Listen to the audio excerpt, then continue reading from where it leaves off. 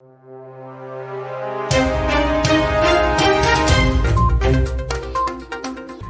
to VARINDIA News Hour.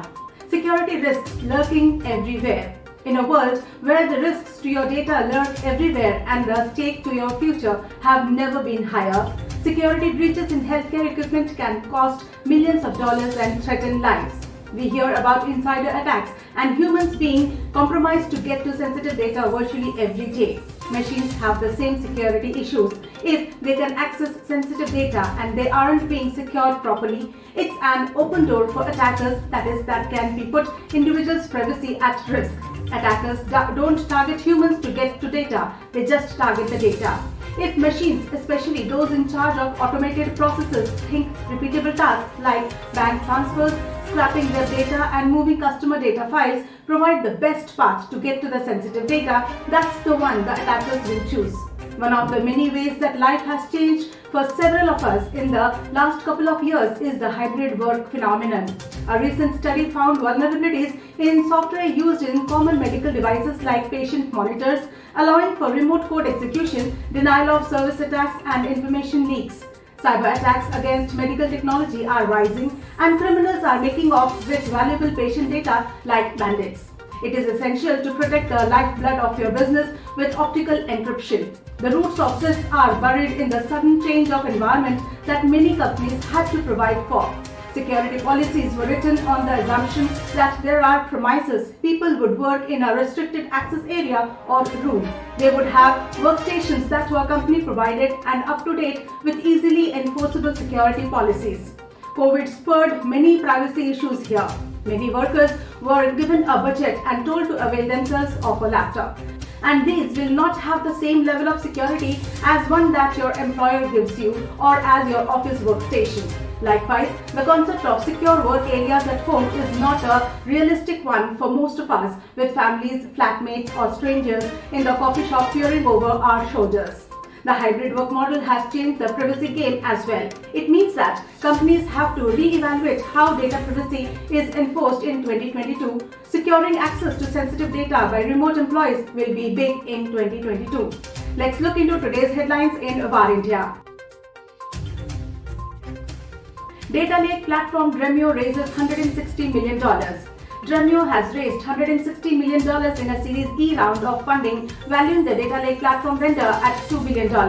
The Dremio platform enables users to use cloud data storage for data lakes with the ability to organize and query the data for business intelligence, operations, and data analytics. Dremio helps automate the ingestion, access, and processing of data in data lakes of data scientists, business intelligence users, data engineers, and other data consumers.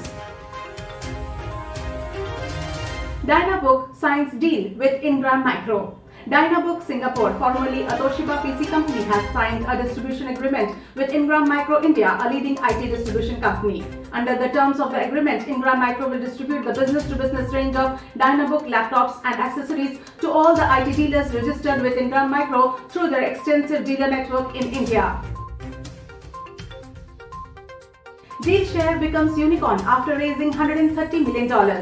Grocery and essentials focused social commerce startup DealShare has raised around $130 million in its Series E round, turning the company into a unicorn. DealShare has raised the fresh funds at a valuation of $1.62 billion, mounting its valuation over 3.6x within 7 months. It is an inventory-led platform that manages the supply chain and logistics in bigger cities, currently with a presence in 10 states and over 100 cities, and is targeting to expand to 20 states and 300 cities and towns.